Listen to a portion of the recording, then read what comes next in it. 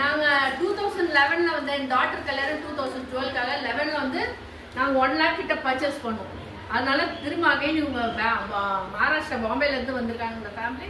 அவர் inspector, அவங்க wife இது. அவங்க நெக்ஸ்ட் அவங்க பொண்ணு கல்யாணத்துக்கு நாங்க வருவோம் கண்டிப்பா.